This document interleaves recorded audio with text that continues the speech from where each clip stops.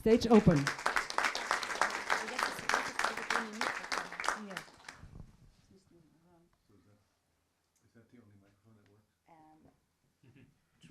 if it works. Otherwise, we have to change. Can you hear me? Can you? Okay. Now? No. Hello? This one works. This one works. Okay, so I'm John Goetz, and I'm going to be kind of moderating this. I just wanted this to. Can you hear me? No? Yes. Yeah? We decided to do this tonight Italian style, not German style. So that means actually we're welcoming interruptions and feel free to shout out and say a comment and stuff. That's Stefania's wish. So it won't be a kind of a Protestant church service. You feel fine about saying what you want. So feel free to interrupt or say whatever. Stefania is going to do a presentation, and again, anytime you're interested, please just say something or raise your hand. And after her presentation, then Christian is going to be talking about his experiences observing the proceedings. So let's go. So, thank you. Yes, let's do Italian style, of course. The more interaction, the better. So why an Italian journalist is here? Why she has dedicated 14 years of her life, professional life, to work on this case. Of course, not just on this case. Otherwise, it would be rather obsessive, but very intensely on this case. You have to realize that this case is basically goes to the core of what democracy is. And it is not just about journalism, it is about you. It is about your right to know what the government is doing with your money and in your name. And unless you are able to know what your government is doing with your money and in your name, you don't live in a democracy. That's why this case is so important. So in the foreword of my book by Ken Loach, the legendary film director Ken Loach, he wrote, "This is a book that should make you very angry. It is the story of a journalist in prison and treated with unbearable cruelty for exposing war crimes, and of the determination by the British and American journalists to by the British and American politicians to destroy him, and of the quiet connivance of the media in this monstrous injustice." He called this monstrous injustice. You have to realize Ken Loach last week was in Rome to present his latest film, The Old Oak. So he was exhausted by many interviews with journalists, but asked me he wanted to discuss this case because he's so concerned about Julian Assange, he's so concerned about what is going to happen in this case, that even if he was exhausted, he wanted to have half an hour conversation about this case. He's 87, and yet he still cares about this case. Now let's see why this case is so important. Let's hope it works. It doesn't work. Why? Nothing work. We should have the amazing tech people fixing this.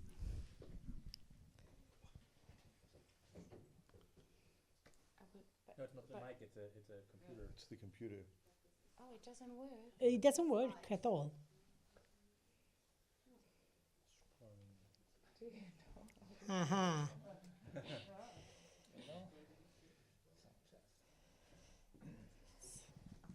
It's the secret power that is basically okay. Okay, so so this case goes far beyond Julian Assange and WikiLeaks. is the battle for a journalism that basically shed light on the highest level of power. You can call this level of power, it's the level of power that usually the ordinary citizen is not aware of it, especially in our European democracy. We are basically focused on the visible power. The politicians we can see in the newscast, the politicians who basically should work on our pension, health system, schools, university, education. So we care about this level of power because we perceive the impact on our lives, and most of the time we don't care about the highest level, the level you cannot see in the newscast, a level which is not perceived. You may say, well, I'm a teacher in Berlin, why I should be worried about the secret services? What's the role in my life? I'm a hairdresser, so why I should care about the secret services? Why they have an impact on my life? They do. They do decide, for example, if we spend 20 years in Afghanistan for doing we don't know what, and we don't have the money for the health system. At least in Italy, we don't have the money for the health system. We don't have money for the pensions. And yet we spent 20 years in Afghanistan, spent almost 9 billions. And we were suspected of paying kickbacks to the Taliban. It was not even enough that we spent so much money. We had 53 dead, 700 injured soldiers, but we were even suspected of paying kickbacks to the Taliban. So this level of power has an impact on our lives. We don't perceive it because it's not so visible. It's not so in the newscast. It's shrouded in secrecy. It's shrouded in secrecy, and this secrecy is not about protecting citizens. It's not about protecting the security of citizens. Most of the time, this state secrecy is abused to protect state criminality and to make the state authorities unaccountable to the people. So people they cannot challenge this level of power, because they have no information about how this level of power works. But for the first time, WikiLeaks has ripped a gaping hole in this secret power. Look, I call it secret power. I could call the military-industrial complex, the military intelligence complex, like President Eisenhower called it. But if you focus on the military-industrial complex, you just think about, the weapons industry. It's bigger. For example, it includes the tech sector. So it's bigger than the weapons industry, the army, and the intelligence services. I call it secret power because it's completely shrouded in secrecy. And that's really important to understand. It's especially if you want to understand why there is so little coverage about this level of power. Because we journalists, we don't have the information. The information is shrouded in secrecy. So it's really hard to understand how it works, how it operates. But for the first time, WikiLeaks has ripped a gaping hole in the secret power, giving billions of people systematic and unrestricted access to enormous archives of secret documents, revealing how our governments operate in the darkness of state secrecy.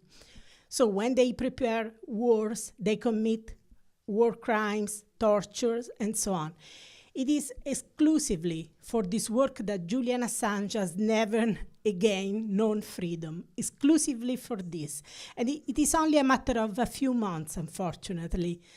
And if the US authority can extradite him to the United States, it will be gone. The moment he leaves London, the moment he leaves the European soil, he will be gone. He has no chance whatsoever to to win the case in the United States. It will be his death, mental, physical, intellectual death. Julian Assange is not the only one at risk. The secret power doesn't want to destroy him alone. It wants to destroy him, the WikiLeaks journalists, ultimately the revolution. They want to, they want, it's not about us, journalists. It is mostly about you. They don't want that you have access to this kind of information. They don't want that you understand how they operate, what they do in the darkness of state secrecy. And yet, if there is a journalism worth practicing, is journalism which investigates the highest level of power and exposes war crimes, exposes torture. I think no case better than this exemplifies the upside-down world in which we live. So a man, a journalist who expose war crimes, expose torture, has never again known freedom. Whereas the war criminals, the torturer, enjoy their families. They have never been in prison. They have never had any problem at all. They are completely free. So this is an upside-down world we live in. That's why it's really important to realize. I started working on the WikiLeaks case in 2008. I still remember that why I got involved in this. I was a journalist working for the major Italian news magazine, L'Espresso. We were mainly focused on corruption, mafia, garbage crisis, and many of my colleagues were working on mafia. We had at least 3 journalists under protection, and they tried to kill, even if the mafia tried to kill them, even if they were under protection. So one day, one of my sources stopped talking to me. She disappeared. And I have never known what she knew. I have 15 years after, I don't know what she knew. But that episode changed my journalism forever, because I realized that I had to protect sources better, because it's very easy in these days to access our mobile phones, our emails. It's very, very easy. Unless we find a way to protect our sources, the people who talk to us confidentially, no one will talk to us. It is a serious risk to talk to us confidentially. So I'm a mathematician. Before going to journalism, I got a degree in mathematics. And so I knew that there was these things called encryption, but I didn't know how to use it. I just knew the concept, the theoretical concepts, but I didn't know how to use it. So one of my sources inside the field of cryptography told me, you should have a look on that bunch of lunatics. The lunatics were Julian Assange WikiLeaks. They were the only media organization in the world using cryptography to protect sources. So it was 2008. Julian Assange had founded WikiLeaks just 2 years before, 1.5 years before. And it was the only media organization using cryptography systematically. So I was looking at the work, and I told myself, I want to learn from them. I want to learn how they do it, because it's something really important to protect my sources. So I remember the first time I looked at their work, I was deeply impressed by the work. I didn't know Julian. I didn't know WikiLeaks. I just was looking at their website. I was deeply impressed. They were able to obtain a document about Guantanamo, which basically was the manual describing how the military task force was operating this detention camp. And I remember that as soon as I saw it, I was deeply impressed, because many high-profile organizations, human rights organizations like the American Civil Liberties Union, had tried to get a copy of that document. They had excellent lawyers, they had money to pay for lawyers, and they were unable to get it. So I asked myself, how did they get it? why they succeed, whereas the ACLU did not. And I was impressed, not just because they had obtained that document, but also because they had the courage to publish it. Even if the Pentagon, the US Department, DOD, the US Department of Defense, which is a very powerful entity, I have been a journalist for the last 22 years, and I don't know a media organization which is not scared when it deals with the Pentagon. They have excellent lawyers. So when Julian and WikiLeaks received this email from the Pentagon asking them to remove the documents from their website, they said no. So for me, it was amazing to see that there was a media organization willing to publish a document, even if the Pentagon had asked to remove it. Those were the years after the 9/11, where the media were very timid. They were reporting what the secret services were telling to the media. Of course, there were many good exceptions, but in general, those were very bad years. So for me, this media organization, which was challenging, which was aggressive, was a glimmer of hope in those dark days. So I started looking at their website, but one night they needed me. So they called me in the middle of the night. I remember it was July 2009. It was very hot and sticky night in Rome. And my phone was ringing, ringing in the middle of the night. And I wake up, went to the phone, and I heard the voice saying, "We are WikiLeaks. You have an hour to go to your computer to download this file, because we will remove it because it can be intercepted by others. So you have to download it. And we need an Italian journalist because it is an Italian file. We think it's genuine. However, we would like an Italian investigative journalist working on it." And I went to my computer, downloaded this file, and it was impressive file. It was an Italian politician discussing the garbage crisis and the alleged role of the mafia dealing with the state. So he was telling that he was basically threatened. He was told by the head of the secret services, you have to realize that the president of the Italian Republic intervened. And the file was discussing the alleged state mafia deals about the garbage crisis. Because as you know, garbage is a main factor of richness for the mafias.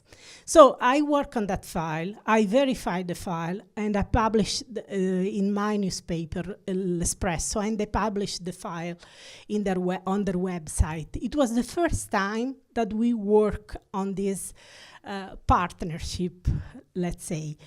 And it was 2009, so August 2009. Very few knew WikiLeaks. I remember my editors were telling me they were working on very practical things like the labor crisis, the pension crisis, and so on. And I was talking about WikiLeaks, and they were looking at me like kind of Martian. Why? Well, what's WikiLeaks? Why we should work on WikiLeaks? Why we should care? But 6 months after, they realized why we should care. WikiLeaks published collateral murder video. They became famous all around the world. And so they understood why we should care. I remember that the last time I met Julian Assange was in this city. I was here to work on the Afghan war logs. My colleague John Goetz worked on them for Der Spiegel. So he can tell you how important were those files, are still important, actually. And I remember it was 27 and 28 September 2010. And I met Julian in Alexanderplatz, and that was the last time I met Julian Assange as a free man. After that meeting, 13 years ago, I have always met Julian Assange confined somewhere under house arrest inside the embassy, and now he's in a high security prison in Britain's harshest security prison with dangerous criminals. 13 years. We have worked on the same documents. We have published the same documents. As John Goetz can tell you, we are free. No one arrested us. No one put us in prison. No one did anything. We experienced intimidations. I can tell you some episodes, but compared to what Julian has gone through, our troubles are nothing, absolutely nothing. He has never again known freedom, never. So, in 2015, after he has spent 5 years confined in the embassy and initially under house arrest and then in the embassy, I realized that no one had tried to get the documentation about his case. So I realized that I needed to do it, because unless you have the facts as a journalist, you just have opinion, you just have rumors, you just have conjectures. You need the facts. And to get the facts is really hard. You have to fight. It doesn't work that you ask the documents and the government give you the documents. You ask for the documents, they don't give it to you. So you have to fight. And I started fighting in 2015 against 4 governments: the United States, United Kingdom, Sweden, and Australia, to get the documentation. I'm still fighting since 2015.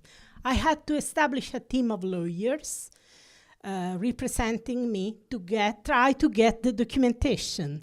So these lawyers are litigating in the British court, US court, Australian court, Swedish court to get these documents. But it was worth. It was really hard, but really worth.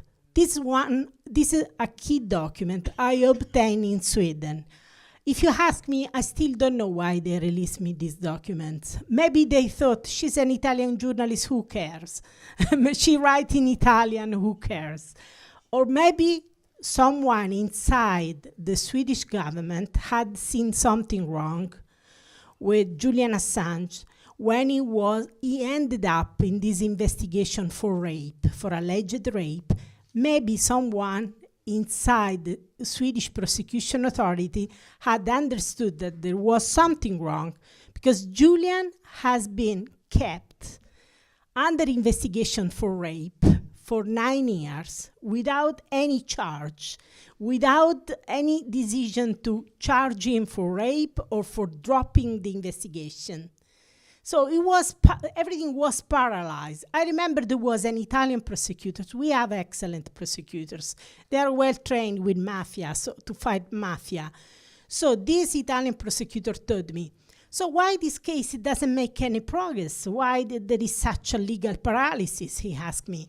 And I said, there is this legal paralysis because the Swedish prosecutors don't want to fly to London to question him and to decide whether to charge him for rape or whether to drop the case. And he said, it doesn't make sense to me. We went to Brazil to question very dangerous mafia people, and they cannot fly from Stockholm to London, 2 hours flight, to question him and to decide whether to charge him for rape or whether to drop the investigation. It doesn't make sense at all. You should try to discover why they don't go there to question him. And I said, I have no sources inside the Swedish prosecution. Well, it's up to you how to do it. So I use the only tool that you can have, the freedom of information. It is basically the only tool we journalists have to ask the government for documentation.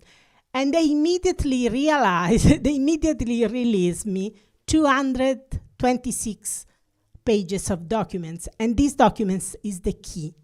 These documents reveal that it was the UK authority at the Crown Prosecution Service, which is the prosecution authority for England and Wales, that basically told the Swedish prosecutors, don't come here to question him. Question him only after extradite him to Sweden. So they created this paralysis that kept trapped Julian Assange in London for 9 years. You can see the same documents. This is the very same documents. On the on the left, it was released to me by Sweden. On the right, it was released to me by the UK. It's the very same document. So that's why I show you, to make you realize the difference between governments. And not only this, but because you always need a strategy. So my strategy was, if I can get documents from Sweden, which is a very open jurisdiction compared to the UK, I can use whatever I get as a pick lock to get more documents from the UK, which is a close jurisdiction. And it worked. It worked. I obtained the documentation providing evidence that it was the UK Crown Prosecution Service creating, trapping Julian Assange in London. You know, the Swedish case is closed. He was never charged. They kept him in limbo for 9 years without ever charging, without doing anything at all. However, the Crown Prosecution Service is still the key authority. It's the Crown Prosecution Service in charge of the current extradition to the US. So it's the very same authority which was in charge of the Swedish prosecution and which basically created this paralysis in the case, which trapped Julian 9 years in London without any exit chance. So this is the Crown Prosecution Service telling, don't you dare get cold feet. Because the Swedish prosecution realized that there was complete paralysis. So they wanted to close the extradition case, and the Crown Prosecution Service tell them, don't you dare get cold feet. And again, you ask yourself, why the UK authorities were trying to stop the Swedish prosecutors closing the extradition case? What kind of interest? This was a sex case in Sweden, so why they were intervening? Here, when the Swedish prosecution tell to the UK authorities that they were considering to close the case, the Swedish prosecutors tell them, I hope I didn't ruin your weekend. So why they were ruining the weekend? I mean, it was a Swedish case. So you have to realize that when I got these documents, my lawyers were told by the UK authorities, we were litigating with lawyers. So lawyers told basically the UK authorities at the Crown Prosecution Service told my lawyer, we release you all the documentation we have. It was not true. We discovered that it was a lie, a complete lie. It was not true that they had release us the full documentation. How we did discover it? Because there were crucial gaps about crucial weeks. For example, the week Julian had received asylum from Ecuador, there was no correspondence between UK and Sweden. It was not possible. There must be correspondence. So we thought that we went back to the UK authorities and we thought, you lied to us. You didn't release us the full documentation. Release us the full documentation. And they said, we destroy it. So they have destroyed the documentation, and they have destroyed probably thousands of pages of documentation. We discovered this in 2017, and since then, we are still litigating to know what they destroyed, why, on whose instruction, and what the document contained. They have always refused to provide an explanation. And when they started, after the judge ordered them to provide an explanation, they told us nonsense. They invented that it was destroyed because their lawyer had retired, and so after 3 months was destroyed. Then they changed their version. They said, oh no, it was 30 days. And when we asked, so why first you said 3 months and now 30 days? No explanation. So we asked, maybe you have a backup system because you have a legal authority, you have crucial key documents, so you should have a backup system. No, we don't have a backup system. So they have destroyed key documentation, thousands of pages. Look, we are a country, Italy is a country, we have all sorts of legal scandal, judicial scandal, we have corruption, but not even in Italy. Not even in Italy, we ever had a scandal in which the public authority in charge of the prosecution destroyed the documentation. We had this documentation that maybe disappeared, or there was an arson, or flooding, or whatever, but we never had a scandal in which the public authority itself destroyed this documentation. So a month after I discovered the destruction of documents, I went to the embassy to discuss this with Julian Assange. This is what happened to my phone. It was secretly open in two. We don't know who did it. John Goetz will tell you more, because we were under surveillance, we were spied, and someone opened my phone a month after I discovered the destruction of documents by the UK authorities. And not only UK destroyed key documents, even Sweden destroyed the full documentation. So for 6 years, I tried to get the documentation. I told myself, well, UK destroyed it. However, Sweden should have a copy because it was correspondence between them. So even if one side destroyed it, the other side should have it. So I started insisting and trying to get the correspondence from Sweden. And no one was telling, they were insisting this documentation doesn't exist. And we said, it does exist. You should release to us. For 6 years, they didn't provide an explanation. And finally, we discovered that Sweden has destroyed the documentation. We are talking about thousands of pages, thousands of legal documents completely destroyed by both sides. Clearly, it stinks. It stinks. It's not just, I use FOIA, the Freedom of Information, not only about getting documents about Julian Assange, but also about these 3 WikiLeaks journalists.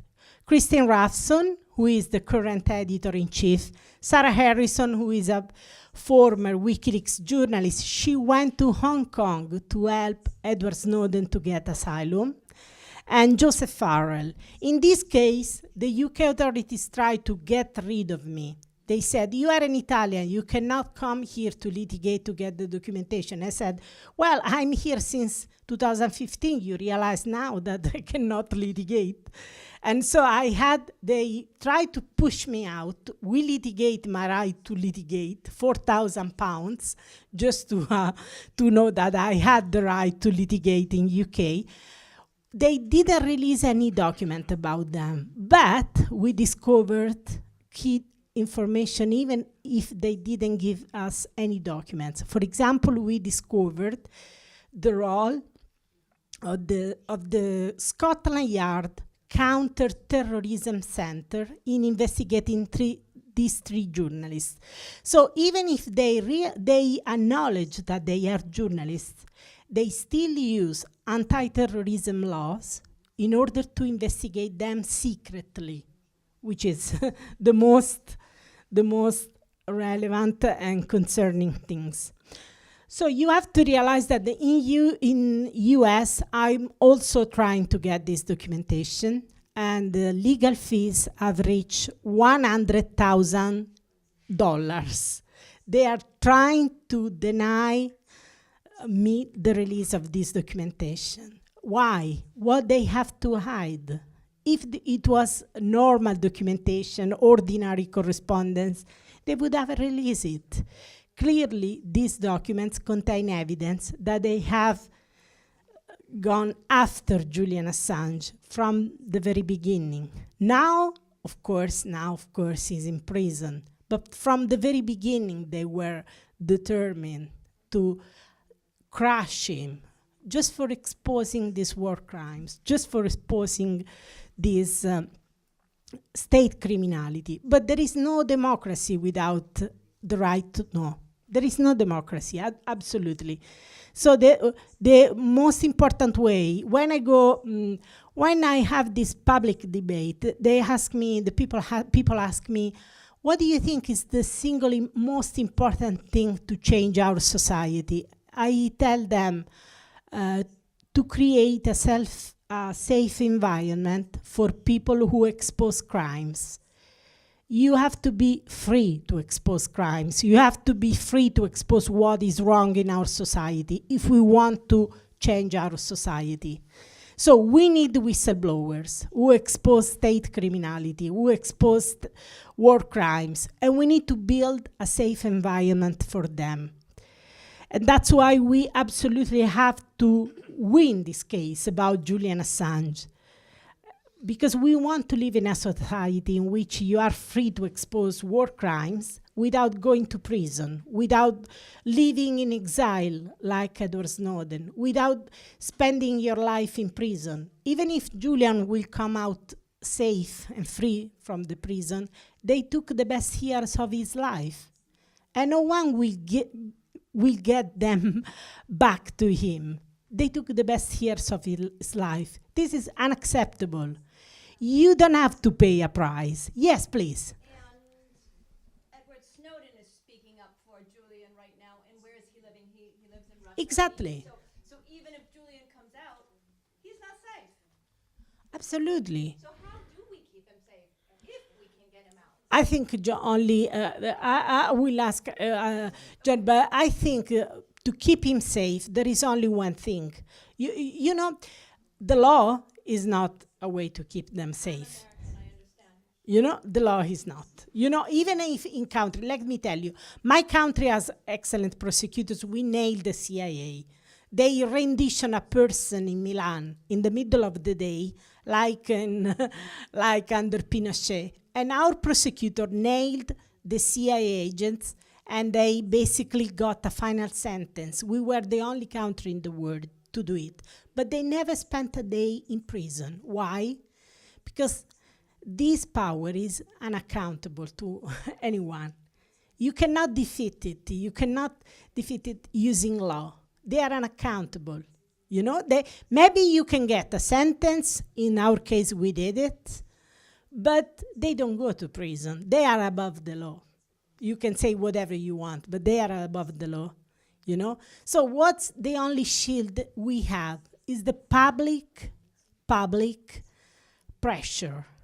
And that's why they have demonized Julian for over 10 years, because they want to destroy any support from the public opinion. Without that shield, you don't have anything. So Stella spoke here, received the award for Julian a month ago, and that's exactly what she said, is that if we all keep joining in front of these embassies and tire them out until they get just tired and fed up with us, that's the only solution.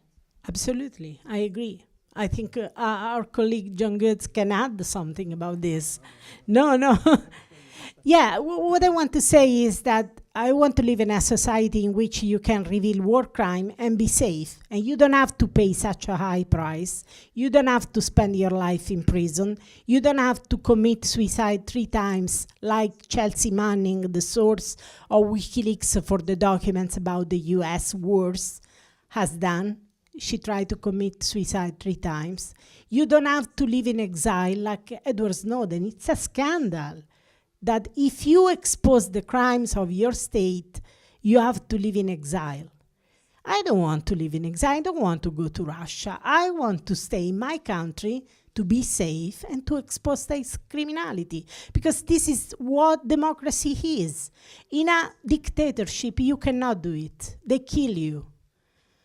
In a democracy, yeah, please.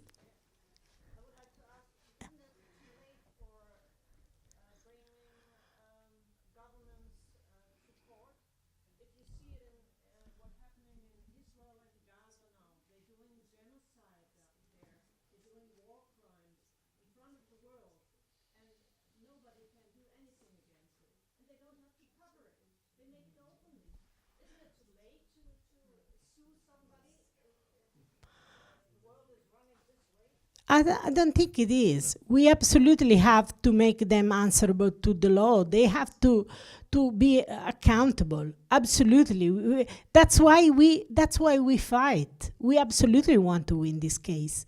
Absolutely. Because we cannot allow these bastards to win.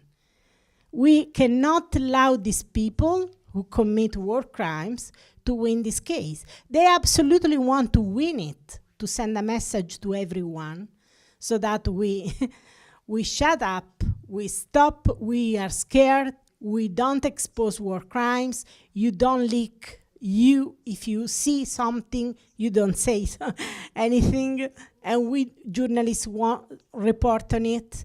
But we absolutely have to win this case, because if we don't win this case, we go to a very dark place. We go to a place where we are not allowed to expose war crimes. I mean, it's really important to stop the society when the society goes to a dark place. We invented fascism. We have seen how fascism was about controlling the right of the public to know.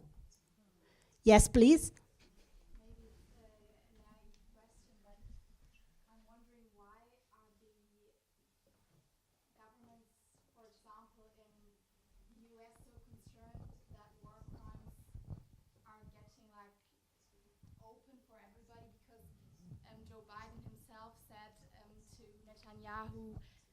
Yeah, we made maybe mistakes in the wars we made. So why are they so concerned that the secrets get to know or get like free to everybody?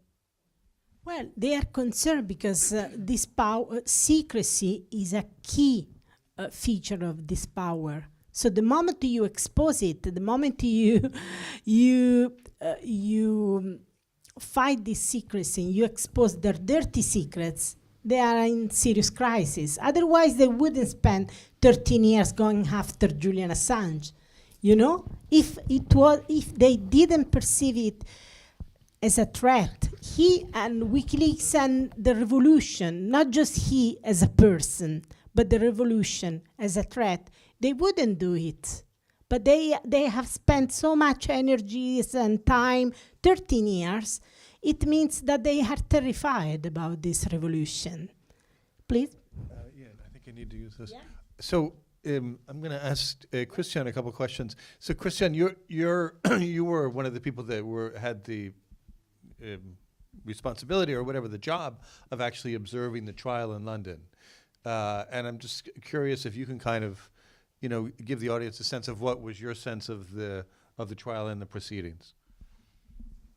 I mean, you already talked about rule of law and the importance of rule of law in democracies and authoritarian regimes. And as a Reporters Without Borders, we believe, because you said what if it's worse fighting for rule of law, fighting for human rights, and I could quit my job if I would not believe in this, and everybody at Reporters Without Borders, because we believe in the importance of human rights and we believe in the rule of law, and in terms of this, I mean, observing the hearing, the extradition hearing in London was utmost shocking, I have to say, because as an organization and me myself, I observed hearings, trials in many countries, I have to say, and I consciously say that the UK is a democracy, but this case, this extradition hearing, somehow is definitely a violation of the rule of law existing in a democracy. And in democracy, there are failures.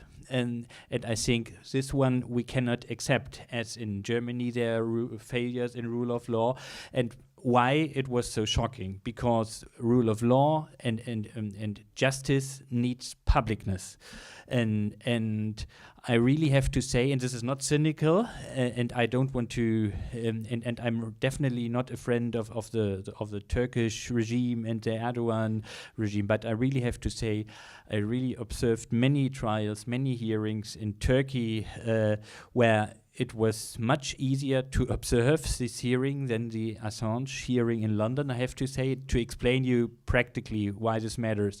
Because the main hearing which I observed in London was a 4 weeks hearing where we as Reporters Without Borders, including me, we observed the hearing.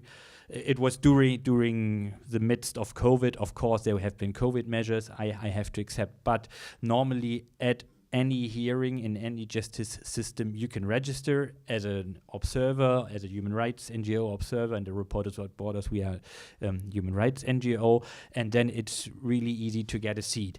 This was actually rejected. We filed letters to the British authorities, and there have been in the end 6 spaces at the public gallery, but these 6 spaces, we every morning we had to fight at 6. We had to queue at 6 for getting one of these seats. I'm not talking about the journalists. There are some journalists who could get access to the courtroom, but again, court hearings and justice needs publicness. Is there really the UK, which is member of the Council of Europe, actually, and there they oblige themselves to really the basic principles of rule of law, and this is publicness. And the UK actually, they actually violated these basic principles, rejecting publicness and making it impossible. I'm not talking about the prison conditions of Julian Assange, which is,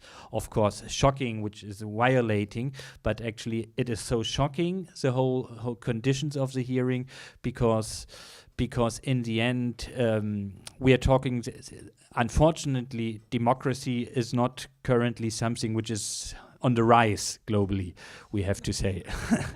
As a role, as a political system.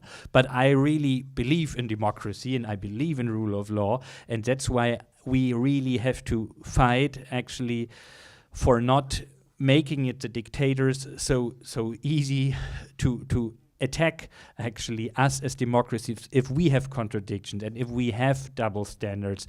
And to give you one example, Azerbaijan is a country which at Reporters Without Borders, unfortunately, we have to deal a lot with, because Azerbaijan is clearly a fierce dictatorship, persecuting journalists, human rights activists on the ground, and even in exile.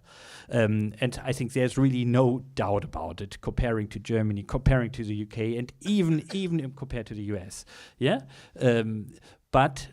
But I remember one interview with the BBC with Aliyev, which I really was ashamed of, because the BBC moderator asked Ilham Aliyev about press freedom in Azerbaijan, and which is horrible, the press freedom situation. I can tell you can read reports by Reporters Without Borders.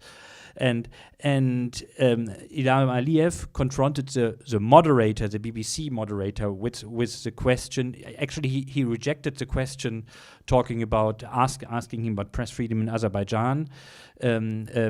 Rejected to answer this question, asking the moderator of the BBC, you don't have to write me about press freedom in Azerbaijan because you have the case of Julian Assange. First of all, he did not understand the concept of press freedom, that a moderator is asking press freedom and is not a representative of his country. But I was ashamed, actually, that a dictator, a clear dictator like Ilham Aliyev of Azerbaijan, was actually capable of asking this question to a journalist from a democratic country, and we should not allow dictators to ask these kind of questions, and we have to keep our own house clear. And that's why I think the whole hearing has been so shocking. It is, of course, it's shocking because it set so many precedents for press freedom globally if he would be extradited. But it's not only the case as such, it really the whole context and the whole circumstances of the case, which are so shocking, why it's so important, I think, to keep up the voice. Yeah, go ahead. Yeah. Sorry, my English is not so fluently, but I will try to ask a question to you, Mr. Mihr. There are 2 items on your website. I would like you to change, if you can do that. The website on the national level and the website on the international level. The national website, if you go to Barometer, and you look for the list of the journalists who are in the jails, then you can't find the UK there. And on the international level, when I go to the Press Freedom Index, and I look there for a list that is called media workers and journalists in jails. And you can change, and you can you can look for any country you want.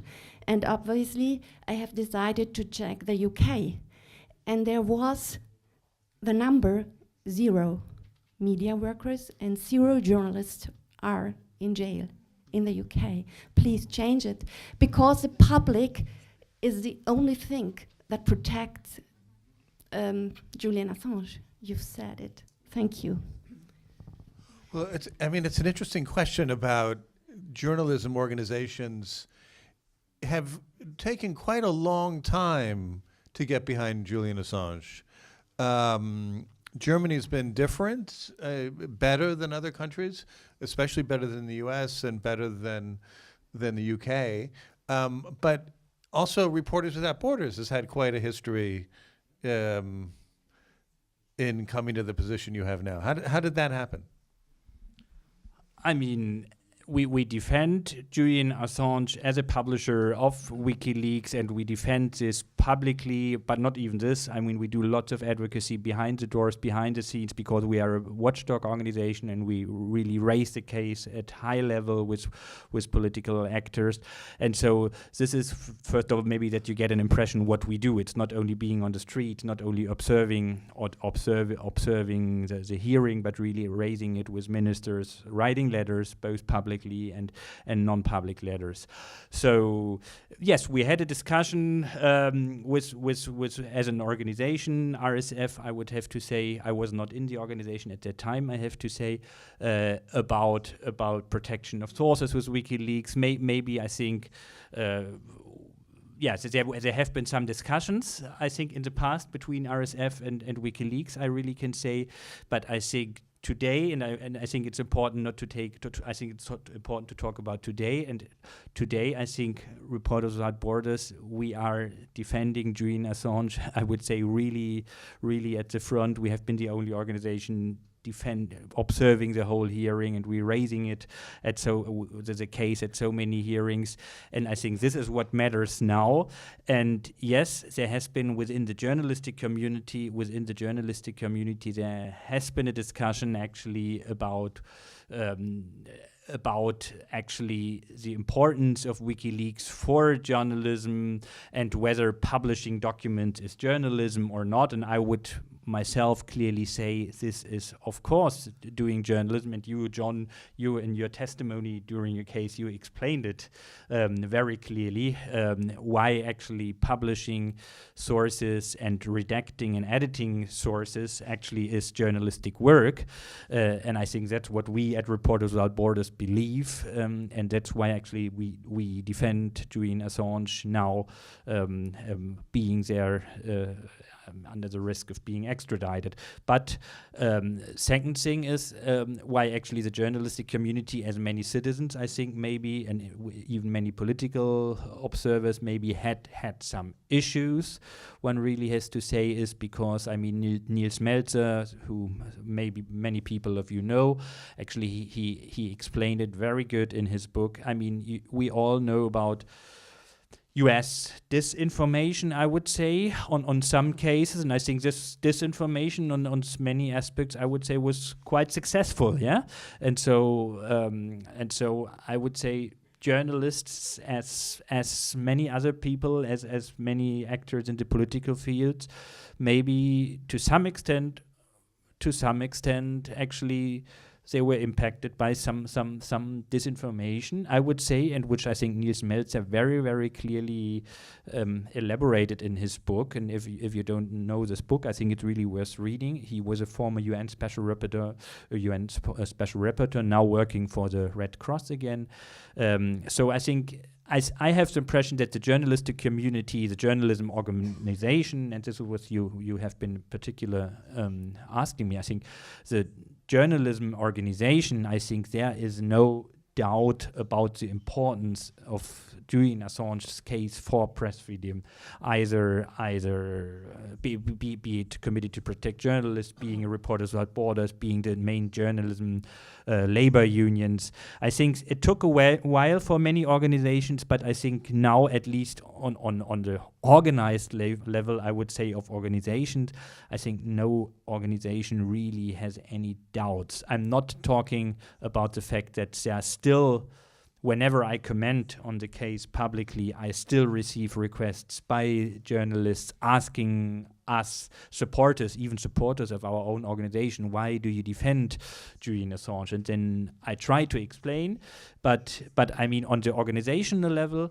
I really have to say, I think you agree, you're nodding. I think I don't know any organization who did not understand actually the importance of the case, but it took a while.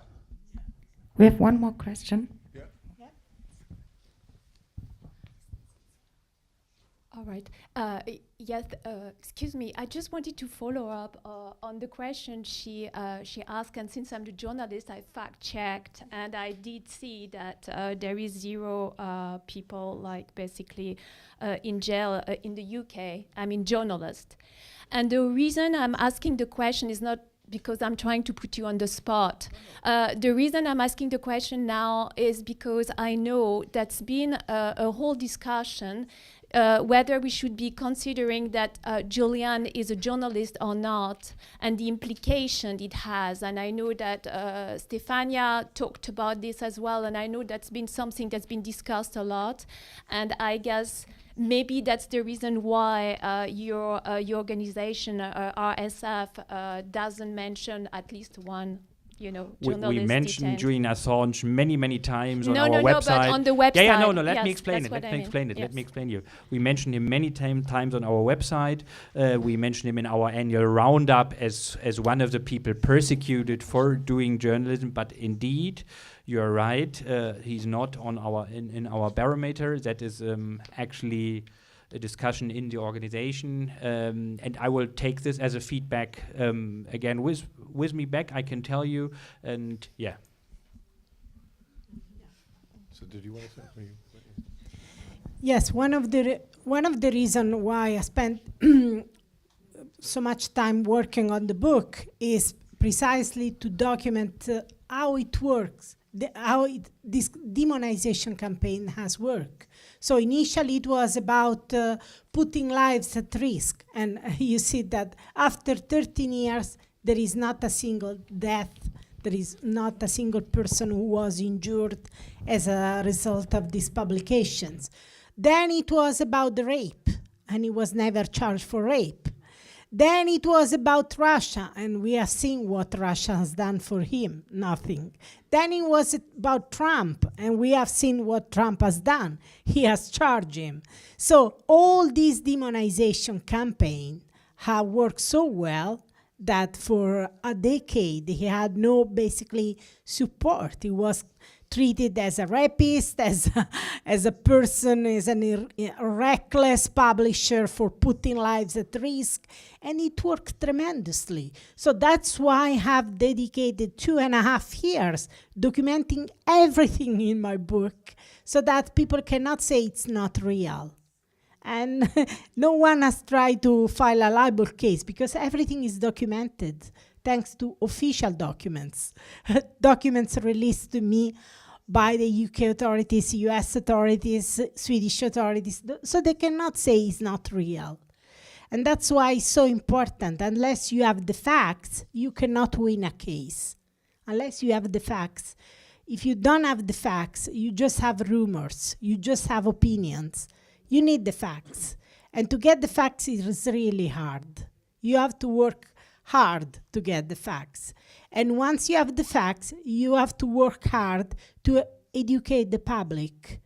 And that's why I put 14 years of work, of my journalistic work in this book together. Distilling has been very, very difficult, and to put it in a narrative way, it's written like a thriller so that people get involved. Because they have done so much with so many resources to destroy him that at the end of the day, it was really hard, even for people like us who have been following the case, to understand the facts. That's why I have put everything in a book. They cannot say it's not real. And you need the facts to fight what this enormous, this monstrous injustice, as Ken Loach wrote in his foreword. This is a monstrous injustice. Absolutely. We have to win this case, because if we don't win this case, the consequences are gigantic for us and for you, for journalism.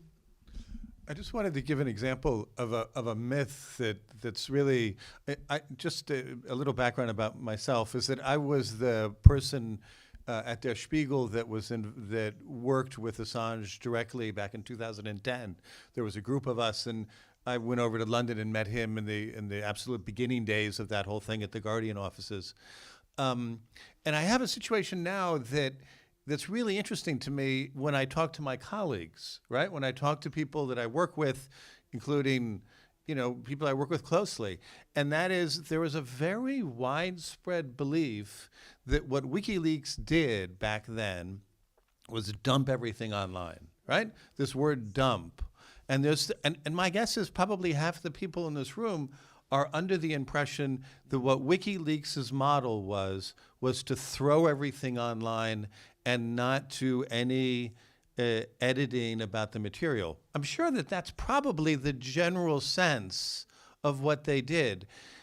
I should just tell you, as an eyewitness, right, as someone involved in all of the publications from 2010 until 2016 at Der Spiegel and then at the Süddeutsche and NDR, at the so-called Rechercheverbund, right?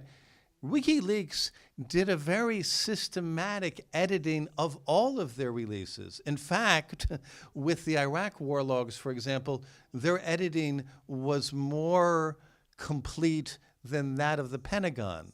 Actually, there was actually a comparison. This idea, and it was quite interesting because I also was a witness in the case in London. To prepare for that, I went to look at old emails that existed between The Guardian and New York Times and Spiegel at the time when we were doing all of this. And there were all of these emails back and forth. Oh, Jesus, Assange is taking longer because he's got this, this correction process of going through the documents. Everything is being held up. There were all of these emails about, within the journalistic scene at the time, the people working on it, about how they were taking too much time to go through and edit out things that shouldn't be published. So it's just amazing to me, though, that even like people that I work very closely with, even though they know me and know I'm an eyewitness, they look at me and they say, well, but what they do is dump everything online. And I say, well, wait a minute, what example do you mean, right? And they dump everything online. It's almost like it's such a deeply believed thing you can't even argue against it. I mean, you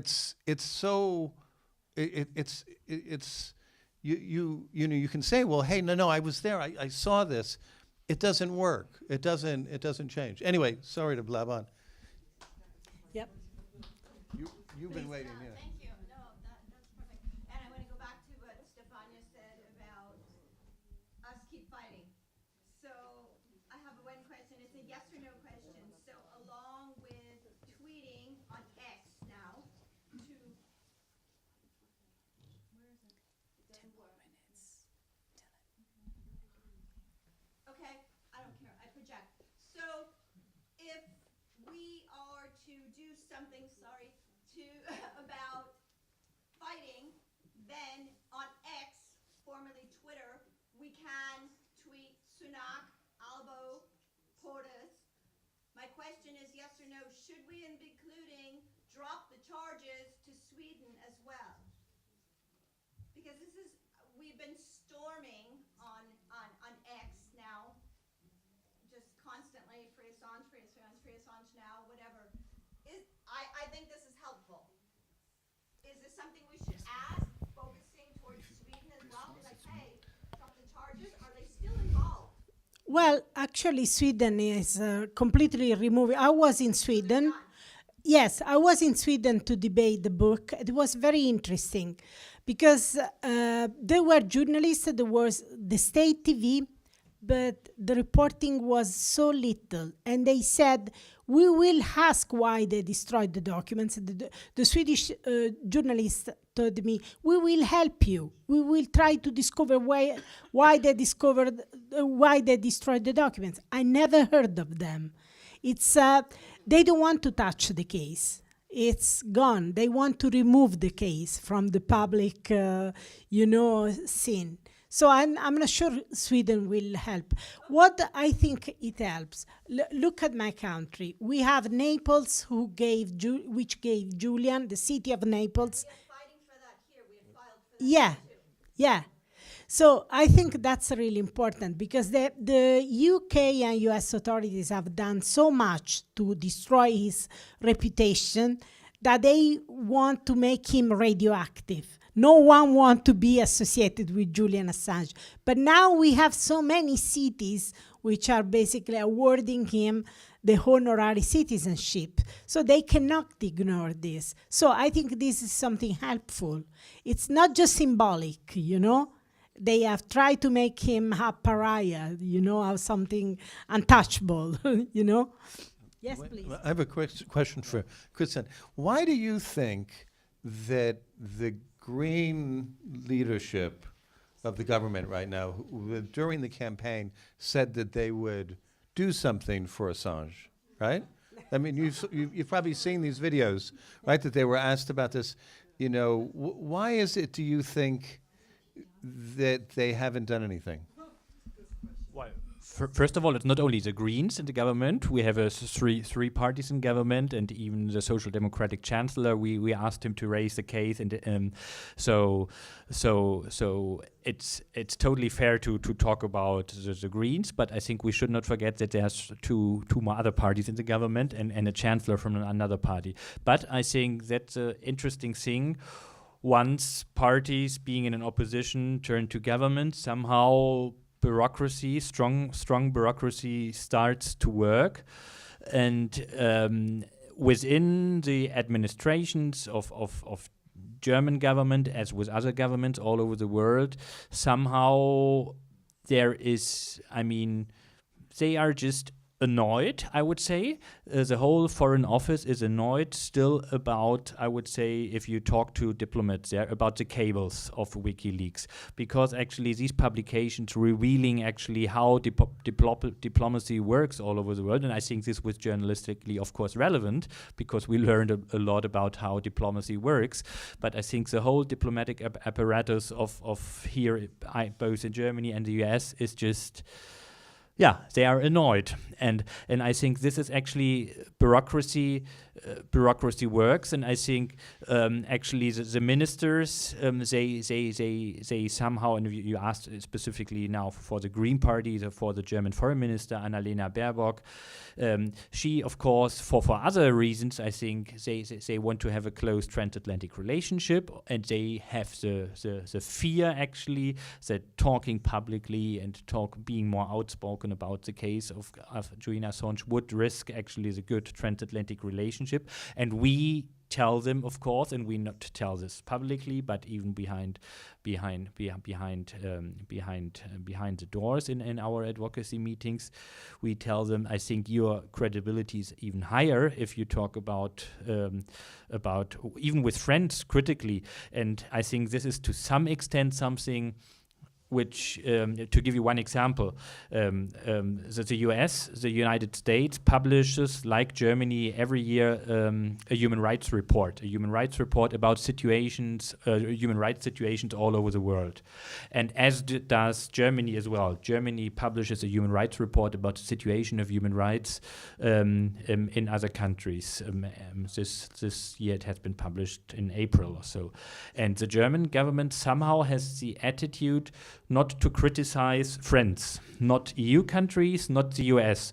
Whereas the US embassy here in Germany, they ask us from time to time when they draft their human rights report about other countries, what do you see critically in Germany? And they publish in the human rights chapter critical remarks about Germany. And there are, of course, things which you can criticize in Germany, even if we have a democracy. But I think every democracy needs criticism. And I think this is a somehow rare attitude of, or rare practice, but I think it's our role as a watchdog organization, Reporters Without Borders, to remind any government that double standards in the end are weakening your defense of democracy.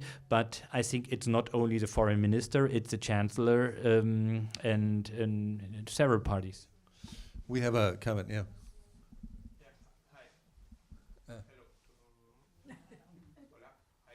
I don't know. Anyway,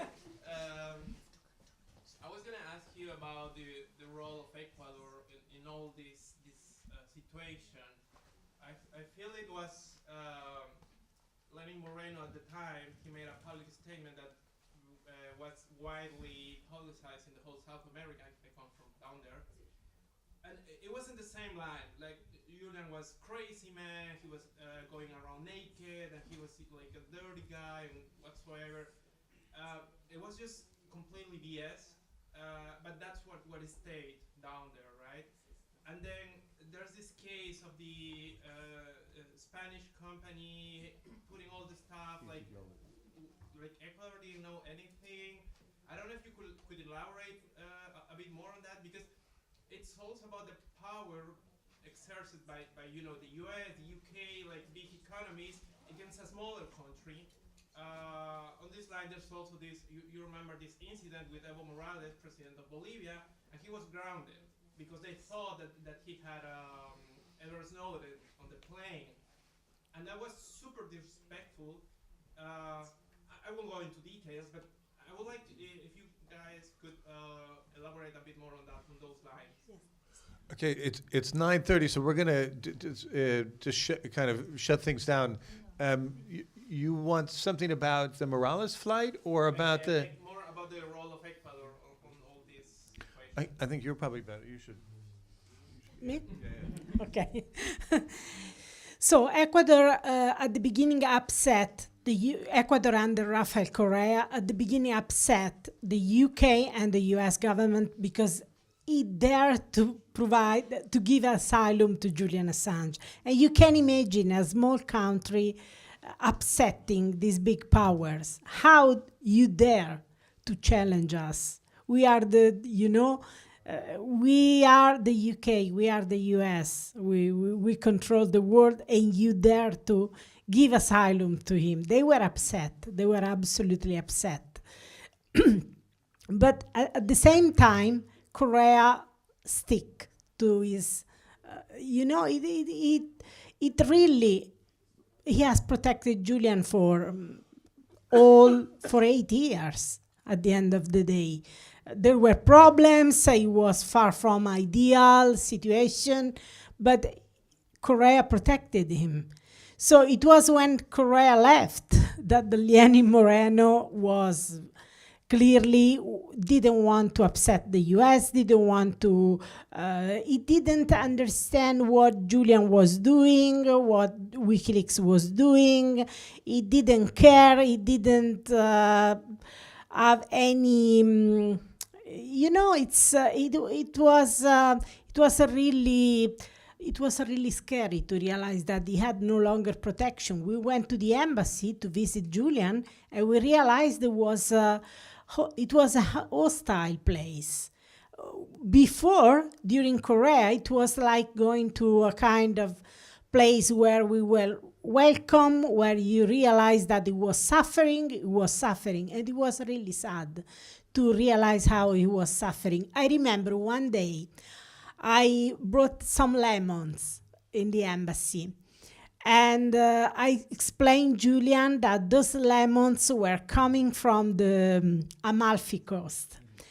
And I saw Julian that was closing his eyes, and I asked him, "What are you doing?" And he said, "I'm trying to remember how it was to be close to the sea," because he had never, he had spent so many years confined in that small room that he couldn't remember how it was to be at the sea and to see the fresh air, the sun, the light sun, and the sea. So it was really sad to witness this process, to see how his health was collapsing. We were reporting on it, but nothing changed, nothing. It was really sad to realize how we were helpless and nothing happened. He tried to knock at the doors of the UN, and the UN helped him, actually, because he ruled that he was arbitrarily detained. He tried to ask for assistance here and there. No one was helped to free him. He's still there. So it was really, really sad. And when Lenin Moreno came, it was hell. It was very... I remember the last time I was in the embassy under Lenin Moreno. It was completely hostile. And I realized, I checked my mobile phone to understand whether the phones were working, because they use a system to block the phone communications to isolate Julian Assange. So I was checking whether my mobile worked, and immediately the guards came. So they were looking at us on real time, and they were because I had my mobile phone, and they seized my mobile phone. It was like to be in prison. I remember this scary situation. I came out of the embassy. At that time, I was working for La Repubblica, the major Italian newspaper. You have to realize that I had to resign from La Repubblica for keeping doing this work. I had to resign because it was no longer possible to work on this case. And it's not like that they tell you should not work on this. Your life becomes very difficult, very, very difficult. And you realize that your work is not welcome. So you have to decide whether to go ahead with your journalistic work, whether you keep your job, or whether you want to change your work and do what they want from you. So I resigned in 2020, a jump in the dark. I remember the last time I visited Julian, it was November 2018, 5 months before he was arrested. I came out of the embassy. He was in dramatic situation. He was really bad shape. He has lost a lot of weight. And I came out of the embassy. I wrote my newspaper. He's dying. I found him in very bad shape. And I sent this email to my editors at La Repubblica, and they were not answering. 1 day, 2 days, they were not answering. It was very strange. Why they're not answering to my emails? After 2 days, my editors called me, "Stefania, we are trying to reach you for the last 2 days. Why you are not answering? We sent text messages, we call you, we sent emails." I had nothing on my mobile phone. I had no emails. They had been isolated and cut all our communications. I was completely isolated, basically. And it was under Lenin Moreno, and the embassy had become actually a prison. So Lenin Moreno contributed to destroy him. And of course, the UK authorities were very happy and were finally able to get Julian, because without the Ecuadorian cooperation, it would have been impossible. He was inside the embassy, protected by asylum. They could not storm an embassy, of course. So Lenin Moreno, it would be very, very important to have the correspondence between UK, US, and Ecuador, and they are not releasing us not even a page of correspondence. Probably those documents are dynamite. So the evening is not over. Stefania is going to be signing some books, and you feel free to talk to her. We're going to be around if anyone wants to ask any more questions. We can do it informally. Thank you for coming. And I think the Reporters Without Borders website may change in the next few days. And thank you for coming, and we can talk informally. Yeah.